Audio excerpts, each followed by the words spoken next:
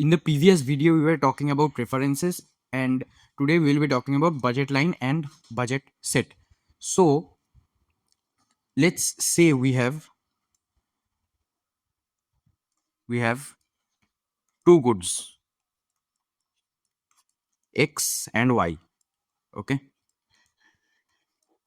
and the prices are Px. So Px is price of X and price of Y is denoted by P subscript Y. Okay, and M is the consumer's income. So the budget set will be all the feasible alternatives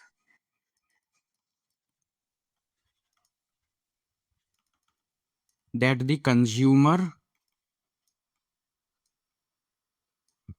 can have given his or her income.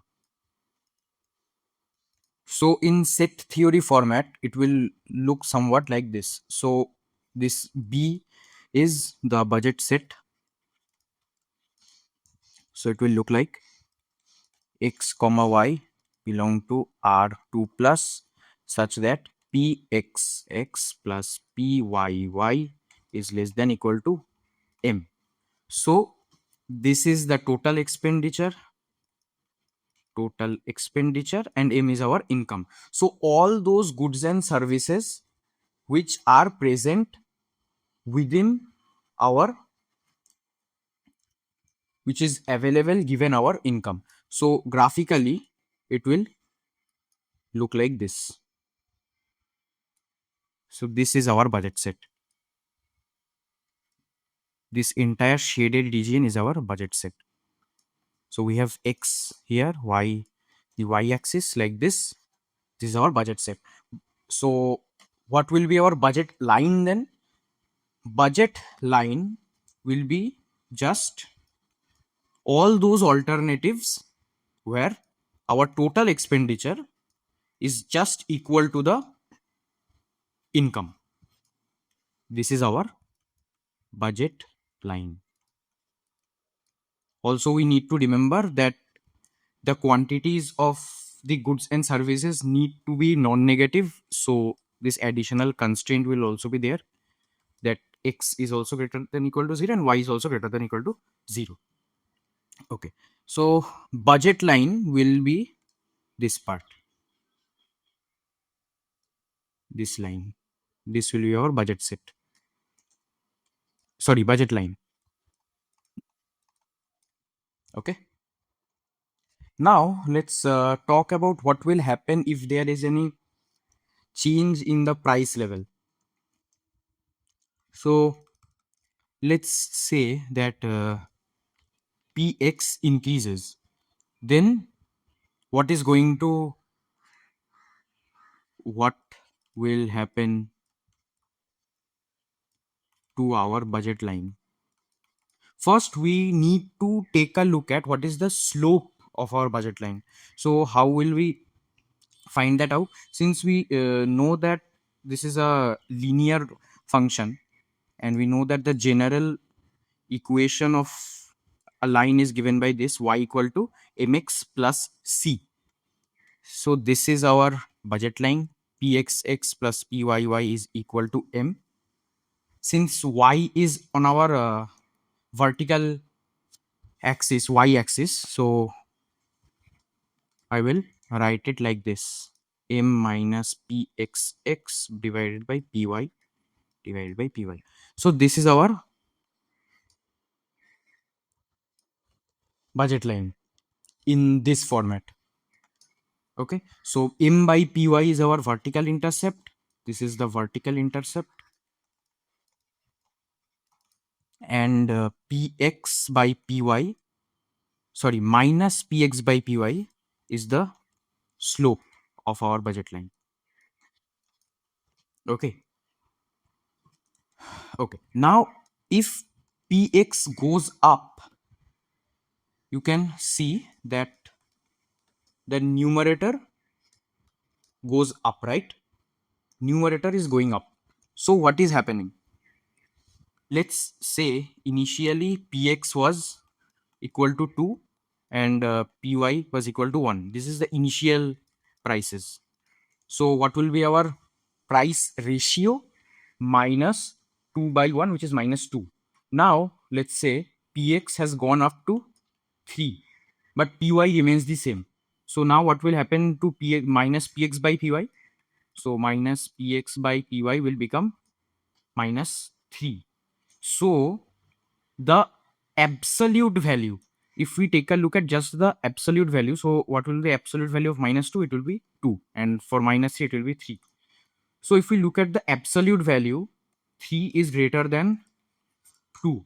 So what is happening to the budget line? It will become much more steeper.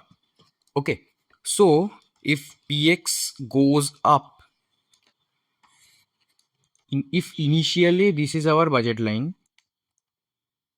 and our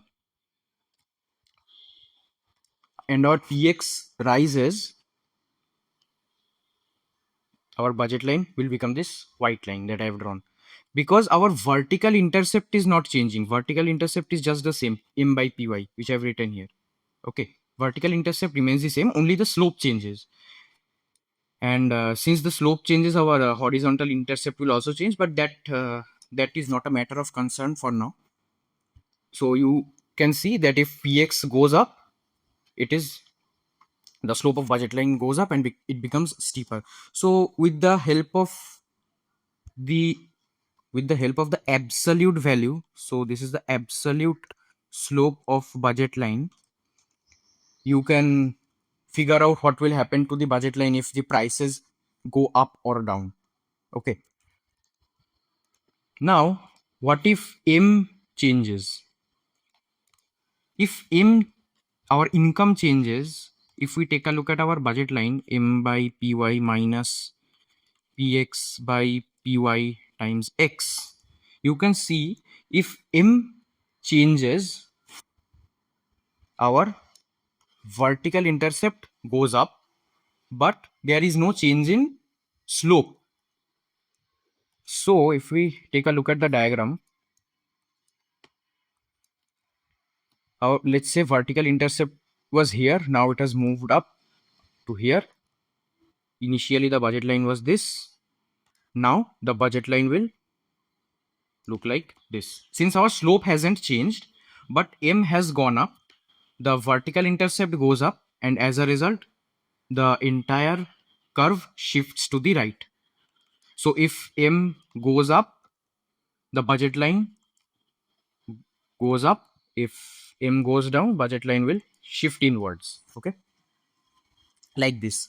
But there is also another case that I want to talk about, which is variable prices. So I'm trying to give an example for this.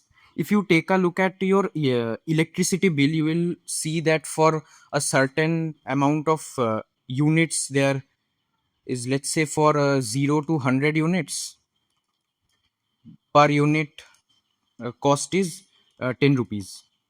Okay, and for 100, let's say 100 plus units, you have 8 rupees per unit, like this.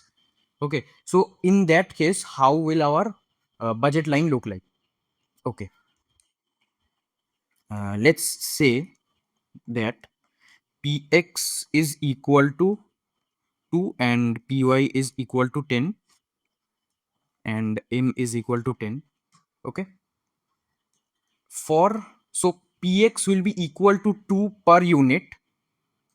Let me change this. So px is equal to 2 per unit for x less than equal to 2, and px will be equal to 3 per unit for x greater than 2. So in this case, how will our budget line look like? Okay, so for